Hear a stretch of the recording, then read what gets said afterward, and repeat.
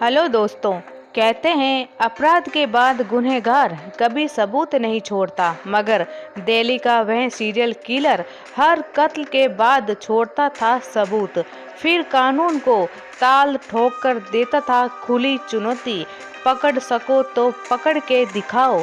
जी हाँ, आज आप देखेंगे कातिल एक और उसके हाथों खून से सनी 7 कत्ल की अनसुनी कहानी। वह लोगों के सिर काटता, फिर सिरकटी लाश ले जाकर तिहाड़ जेल के बाहर फेंक आता। वह पकड़ा भी जाता मगर छूट जाता। फिर से तिहाड़ के बाहर सिरकटी लाश मिलने का सिलसिला शुरू हो जाता। अपराध की दुनिया का यह अजूबा अपराधी 9 साल तक दिल्ली पुलिस को गर्मियाता रहा। नाम है चंद्रकांत झा। मूल रूप से बिहार के मधेपुरा और दिल्ली में अलीपुर का निवासी था। वह कातिल कत्ल के सीरियल की पहली कड़ी साल 1998 में आदर्श नगर में सिरकटी लाश से शुरू हुई। फिर 27 जून 2003 को अलीपुर में स्वामी श्रद्धानंद कॉलेज के बैक साइड में सिरकटी लाश मिली। मृतक बिहार का रहने वाला शेखर था।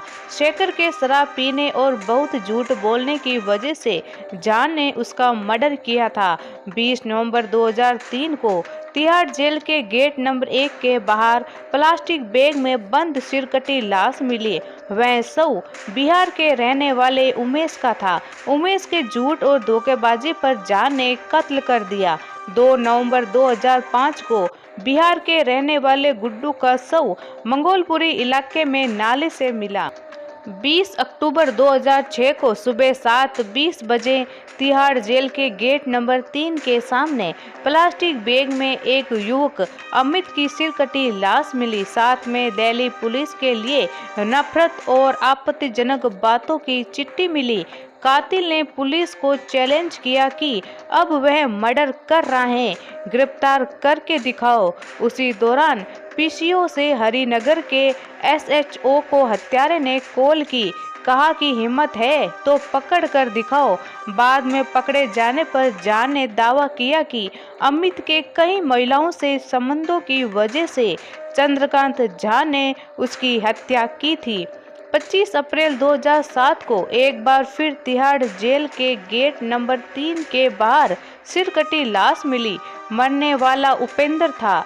18 मई 2007 को तिहाड़ जेल के गेट नंबर 1 के बाहर एक बार फिर सिरकटी लाश और एक पुलिस अफसर के लिए गालियों से लिखा लेटर मिला। लाश दिलीप नाम के युवक की थी। दिलीप की हत्या उसकी नॉनवेज खाने की आदत के कारण की गई थी। दरअसल चंद्रकांत झा हर कत्ल के बाद कोई न कोई ऐसा सबूत छोड़कर जाता जिससे पुलिस तफ्तीश उसकी ओर मुड़ जाती।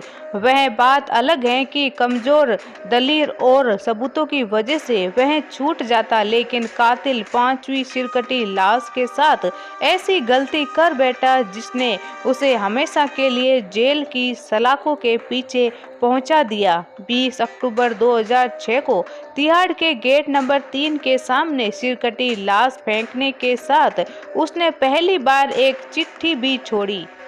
उस चिट्ठी में लिखा था, मेरे प्रियजनों, दिल्ली पुलिस के जाबाजों से आईपीएस अधिकारी तक तुम सभी को तुम्हारे दामाद की तरफ से खुल्लम खुला चैलेंज है कि अगर वाकई तुम लोगों ने माँ का दूध पिया है तो मुझे पकड़ कर दिखाओ, वरना तुम सारे आगे की बातें ऐसी जो लिखना मुमकिन नहीं।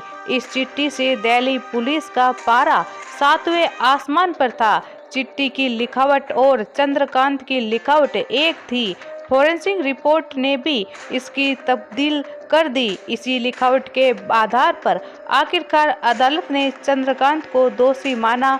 लिखावट के अलावा इसी चिट्ठी में छिपा था दूसरा अहम सुराग। चंद्रकांत ने यह भी लिखा था कि वह 2003 में जेल से निकल चुका है। रिकॉर्ड से पता चला कि वह सचमुच 2003 में तिहाड़ से जमानत पर रिहा हुआ था। तीसरी गलती, तिहाड़ के सामने अमित नाम के युवक की लाश फेंकने के बाद खुद चंद्रकांत ने हरिनगर थाने में पुलिस को फोन किया था, चुनौती दी कि उसे पकड़ सको तो पकड़ लो। जिस पीसीओ से चंद्रकांत ने पुलिस को फोन किया था। उस पीसीओ के मालिक ने अदालत में चंद्रकांत को पहचान लिया था। इसके अलावा पुलिस को चंद्रकांत के हैदरपुर स्थित मकान नंबर 229 में खून से सना एक चाकू भी बरामद हुआ था। खून का मिलान उसके हाथों मारे गए दिलीप नाम के एक शख्स की लाश से हुआ था। पुलिस की गिरफ्त में आए चंद्रकांत झा ने जब कत्ल करने की वजह गिनाई तो पुलिस भी हैरान रह गई। पुलिस ने अपनी चार्जशीट में बताया कि चंद्रकांत झा काफी गुस्सैल किस्म का शख्स था। उसे अचानक किसी दोस्त या साथी की जरा सी बात पर गुस्सा आता और कत्ल कर बैठता, जैसे किसी के अवैध संबंधों पर शक, एक दोस्त के मछली खाकर बर्तन बाहर ना रखने पर बिना उसे बताए उसका रिक्शा लेने और उसमें पंचर करके वापस देने या किसी के झूठ बोलने। दिल्ली पुलिस ने गिरफ्तारी के बाद 24 अगस्त 2007 को निचली अदालत में उसके खिलाफ चार्जशीट दाखिल की थी। पहली चार्जशीट में उस पर 6 लोगों के कत्ल का इल्जाम था। 21 मार्च 2008 को अदालत ने पहली नज़र में उसे सिलेवार कत्ल का दोषी माना और उसके खिलाफ मुकदमा चलाने की इजाज़त दे दी। 2013 में उसे एक साथ फांसी और उम्र कैद की सज़ा सुनाई गई, लेकिन फिर 3 साल बाद 27 जनवरी 2015 को दिल्ली हाई कोर्ट ने चंद्रकांत झा की मौत की सज़ा को उम्र कैद में बदल दिया। धन्यवाद।